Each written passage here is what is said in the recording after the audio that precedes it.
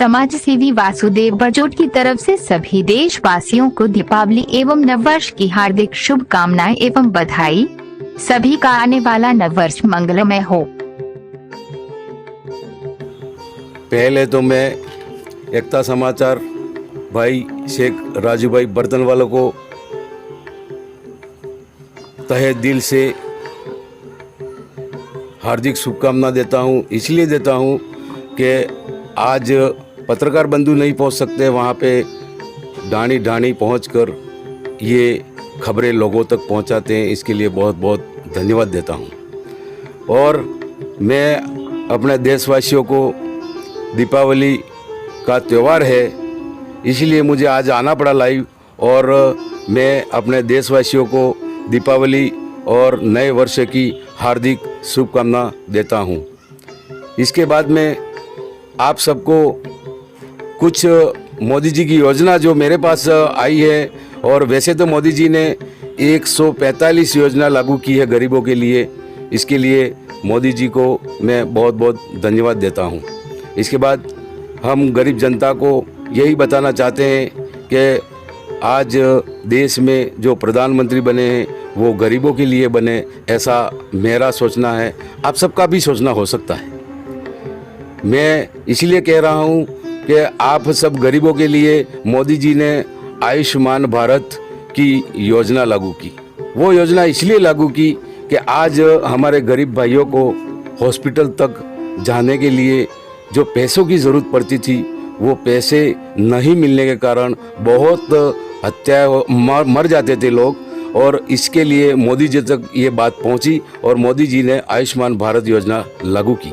इससे हमारे आदिवासी भाइयों में परत और गरीब भाइयों में सबके लिए ये योजना जो लागू हुई उसके लिए मैं धन्यवाद देता हूँ। इसलिए देता हूँ कि गरीब जो दवाई नहीं करवा सकते थे, जो 5 लाख तक की दवाई नहीं करवा सकते थे, वो मोदी जी ने मुफ्त की। उसके लिए आज हमारे घर घर, गांव गांव, ढाणी ढाणी तक जो गरीब हैं परिवार, उनके लिए ये सुविधा देके बहुत अच्छा काम किया है। इसके साथ में मोदी जी ने फिर ये योजना के साथ साथ में दूसरी फिर गरीबों के लिए योजना निकाली, और वही योजना में आज जो हमारे वागड़ में महावजी महाराज करके भक्त थे, महाराज थे, उन्होंने जो ये पहले से बहुत सदियों पहले बोल दिया था, 400-500 साल पहले बोल दिया था कि घेर घेर भेतर भेतर में बबूका फूटेगा, ऐसी कुछ वाणियाँ थी।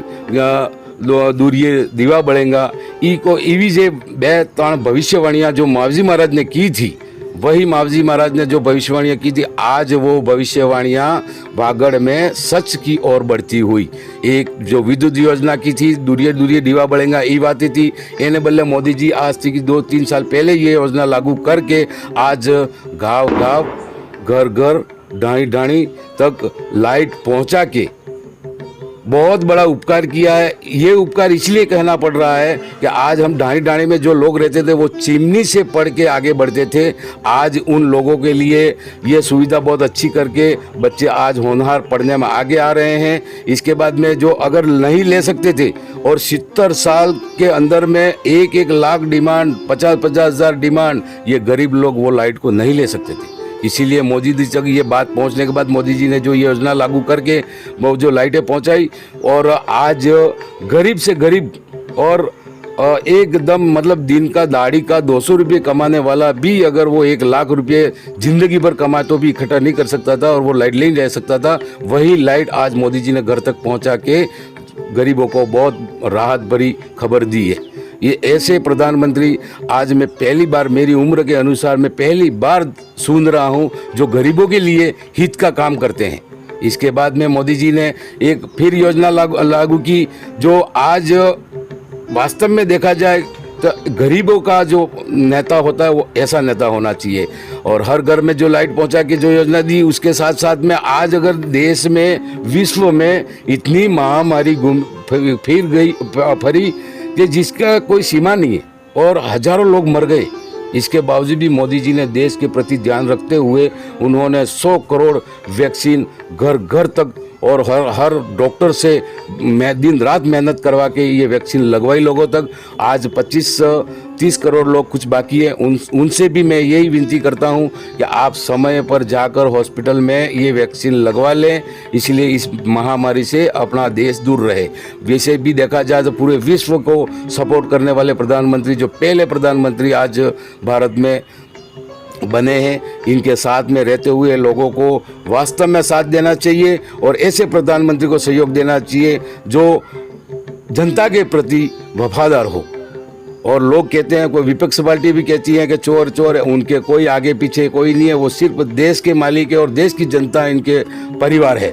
ये बहुत शब्द अच्छे कहते हैं मोदी जी, उनके लिए बहुत बहुत धन्यवाद देता हूं। और एक बार अंत में एक बार पुनः मैं आप सबको हार्दिक बधाई देता हूं कि पूरे देशवासियों को और मेरे राजस्थान राज्य को और मेरे वागड़ के भाइयों को बहुत बहुत दीपावली की हार्दिक शुभकामना देता हूं।